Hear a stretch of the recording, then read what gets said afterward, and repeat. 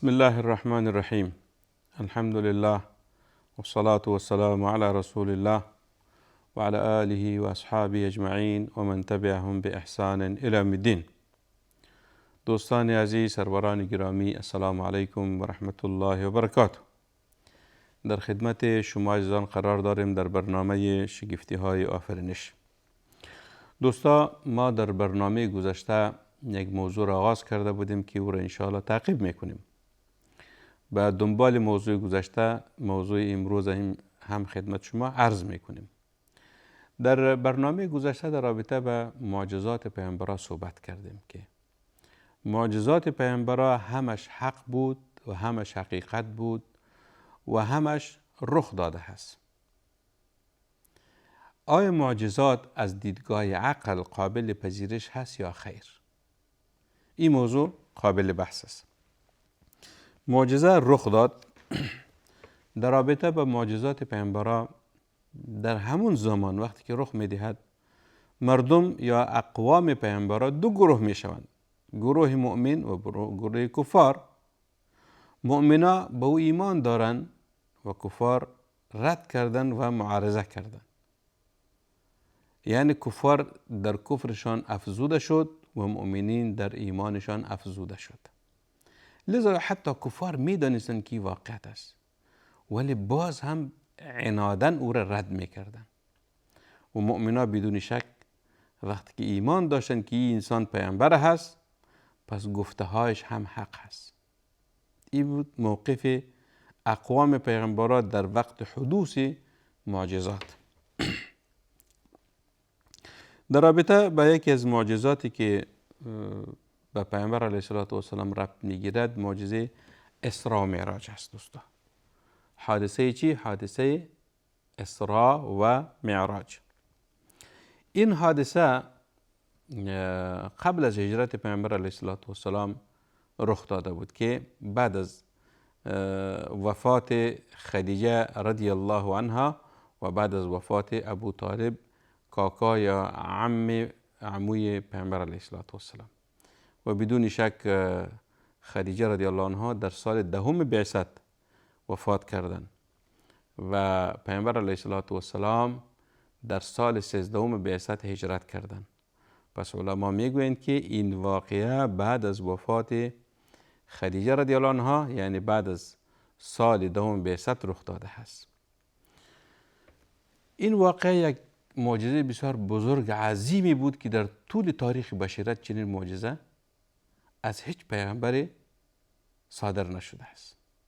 یعنی خداوند برای پیامبران مختلف معجزات مختلفی داده است، ولی این معجزه که خداوند برای پیغمبرش داد، قسمی که رسول صلی الله علیه و سلم یک پیغمبر اولوالعزم هست، یک پیغمبر عظیمی هست، بزرگی هست، سید الانبیاء و المرسلین هست، همچنان معجزاتش معجزات بزرگی هست. پس ببینین، سلیمان علیه السلام پیغمبر بود، بسیار معجزات عجیب خداوند برایش داده بود. بادها برایش مسخر بود، جنیات مسخر بود، زبان زنده جانها را میدانست، پرنده ها، حشرات، دیگر چیزها. توسط بادها از یک جای به جای دیگر سفر میکرد. این چی بود؟ معجزات سلیمان علیه السلام بود. ولی این معجزه اسراء و معراج هیچ نظیر ندارد در طول تاریخ بشریت. که بسیار یک معجزه بزرگی بود. شما ببینید مثلا در طول تاریخ بشریت آیا شده است که یک انسان از زمین به آسمان سفر کند و بعد از او آسمان دوم، 3، 4، 5، 6، 7. بعد از او بیت المعمور هست، بعد از او سدرة المنتهی هست، بعد از او جنت المأوا و بعد از او ملاقات با خداوند متعال. این سفر برای کی میسر شد؟ کی چنین سفر انجام داده؟ هیچ کسی جز پیامبر علیه السلام.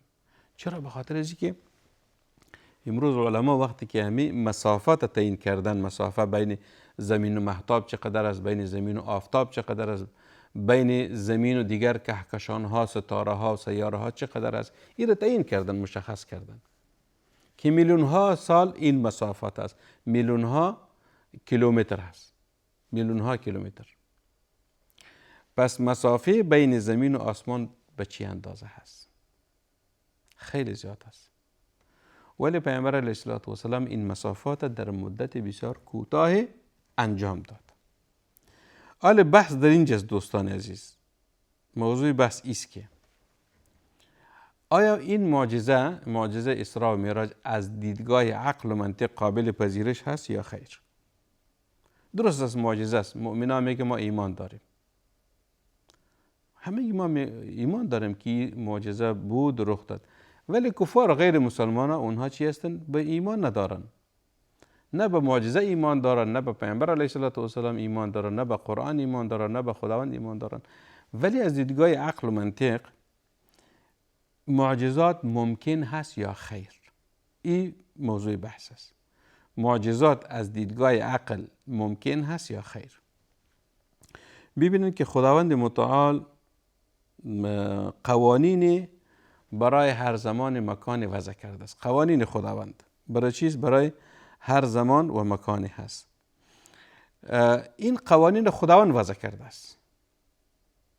وقتی که خداوند این قوانین در زمان معین، در مکان معین یا در مخلوقش گذاشته است، همه خداوند میتواند که این قانون از او دور بکند، از او دور سازد. مثلا ببینید دوستان عزیز، آتش یکی از مخلوق خداوند است. آتش، طبیعت آتش چیست؟ وقتی که آتش افروخته شد به این معنی است که سوزنده هست، می سوزاند. توسط آتش ما غذا میپزیم. توسط آتش چی می شود؟ انسان خود را گرم می کند. آتش یعنی یکی از مخلوق خداوند است. آتش یکی از مخلوقات خداوند است. طبیعت آتش سوزنده هست. عکسی از او آب است. طبیعت آب چی است؟ یک مایع است که انسان ها با او انس دارن و سوزنده نیست. یعنی آب یک چیز عادی هست. وقتی که آب جوش شد او هم انسان چی میکند؟ میسوزاند. ولی آب عادی انسان نمی سوزاند.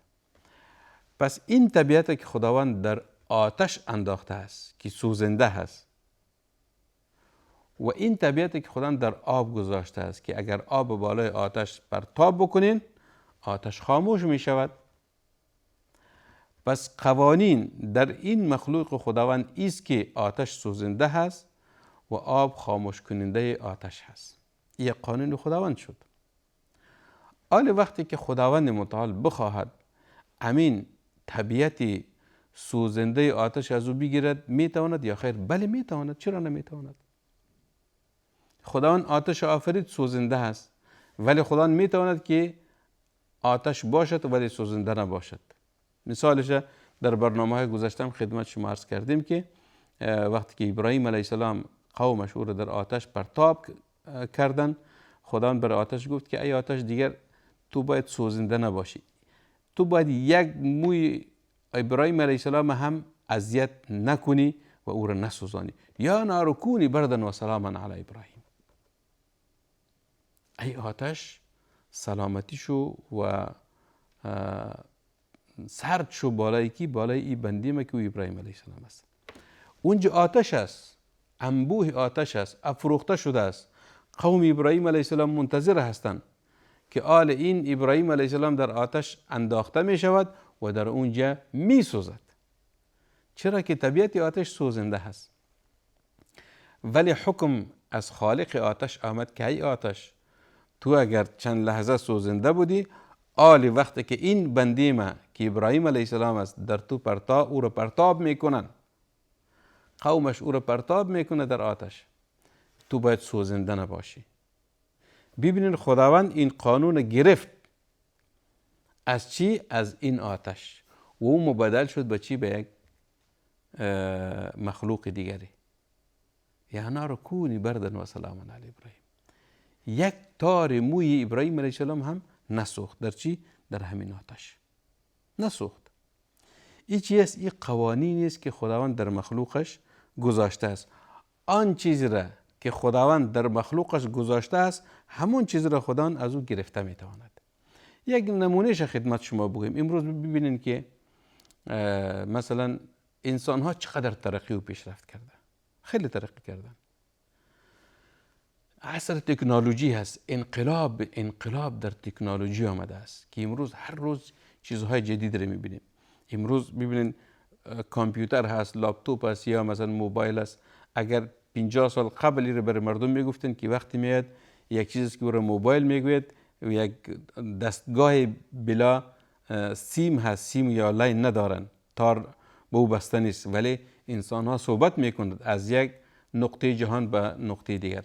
مردم شاید نمیپذیرفتن، ولی امروز هست. شاید 10 سال بعد، 50 سال بعد چیزهای را انسان ها بسازن که عقلهای ما را متحیر می سازد. انسان است.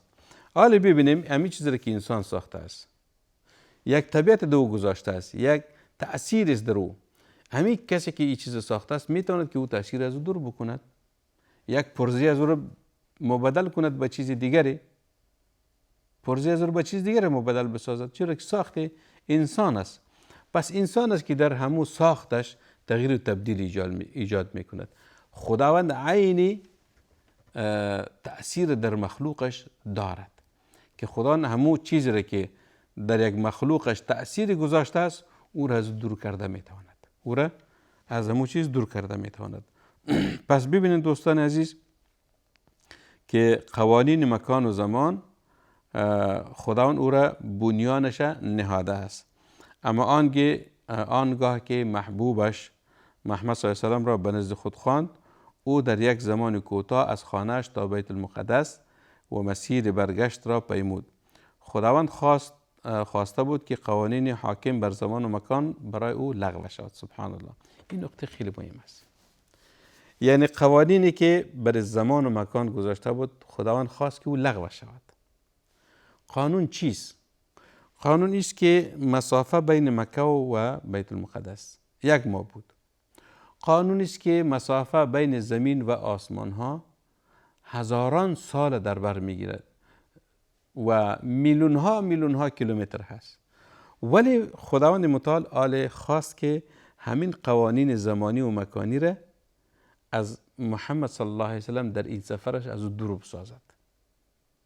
تو نیاز نداری که همین قوانین زمانی و مکانی بالای تطبیق شود. لذا براقی که خداوند برای پیامبرش فرستاد، جبرئیل علیه السلام هم با پیامبر علیه السلام بود، میگه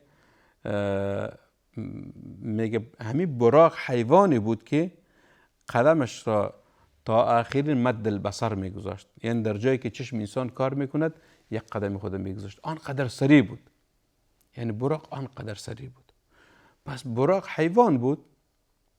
اگر امروز اسب بگوی اسب چقدر سرعت دارد در 1 ساعت مثلا، سریعترین حیوانات اسب است که انسان بالش سوار می شود و او را از یک جای به جای دیگه انتقال می کند. اگر اسب خیلی سریع بدود چقدر مسافه را در 1 ساعت طی می کند؟ خیلی کم. ولی براق یک حیوان است که خلاف تصور انسان ها، یعنی این خاص برای پیامبرا چی بود؟ خداوند او را فرستاده بود که پیامبر علیه السلام بالای این براق سوار می شود و مسافر طی می کند که خلاف چیز، یعنی تصور انسان است. خلاف تصور انسان است. امروز شما ببینید در جهان که ما زندگی می کنیم انسان ها چی چیزهای را نساختن. مثلا هواپیما یا طیاره. هواپیما است که شما را از یک کشور به کشور دیگر در 10 ساعت می رساند. حالا انسان ها در صدد عزیز که این 10 ساعت به 5 ساعت شود مبدل شود، یعنی سرعت از او رو بیشتر می سازد و شاید او را به 2 ساعت برساند و شاید او را به 1 ساعت برساند. این چیز یعنی سرعت وسایل ترانسپورتی یا سرعت تکنولوژی بشری انسانی که انسان ها میخواد سرعت بیشتری برای چی بدهد؟ برای همین وسایل ترانسپورتی که انسان ها از یک جای به جای دیگه انتقال میکند. لذا خداوند متعال قوانین زمانی و مکانی را برای پیامبر صلی الله علیه و سلم چی کرد؟ لغو کرد. درست است که مسافه از این کشور به او کشور، از این سرزمین به او سرزمین، از این نقطه به اون نقطه ماها را در بر میگیرد، ولی این قوانین برای پیامبرش چیست؟ لغو است. این را خداوند برش لغو کرد. لذا پیامبر علیه السلام این واقعه برایش رخ داد و این مسافت به بسیار مدت کوتاه چی کرد؟ طی نمود. پیامبر صلی الله علیه و در مدت کوتاه چی نمود؟ طی نمود. یعنی چرا که خداوند همون قوانین زمانی و مکانی را که برای پیامبرش داده بود رو چی کرد؟ رو از او لغو کرد. یعنی قوانین حاکم بر زمان و مکان برای رسول صلی الله علیه و سلم لغو شد. چرا؟ یعنی این را خداوند میتواند. وقتی که ما میگیم که خداوند ذات قادر هست، خداوند ذات قادر و مقتدر، میتواند که هر تغییر در جهان بیاورد، هر تغییر در جهان بیاورد. چرا که خداوند یک ذات عظیمی هست. مثل ما انسان ها ور نیست که انسان یک مخلوق بسیار خرد ضعیفی است. خداوند ذات عظیمی هست.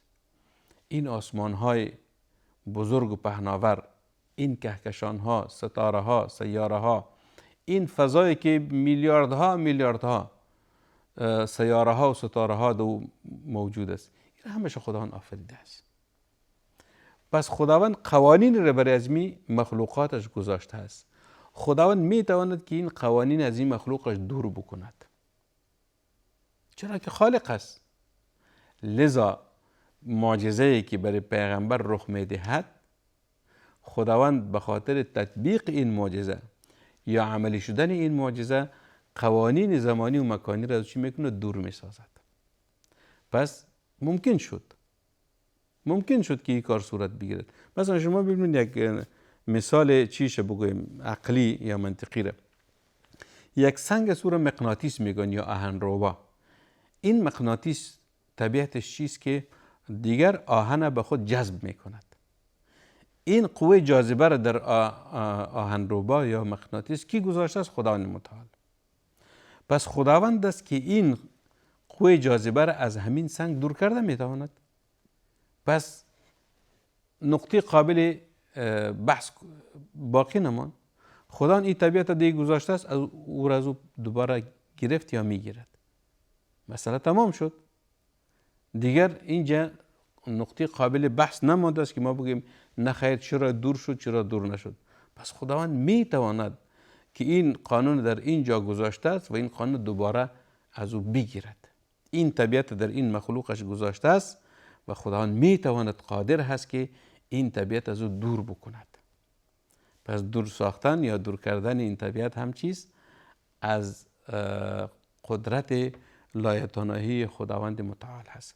این بود تقریبا دوستان عزیز، یعنی بحثی که آیا معجزات از دیدگاه عقل قابل پذیرش هست یا خیر؟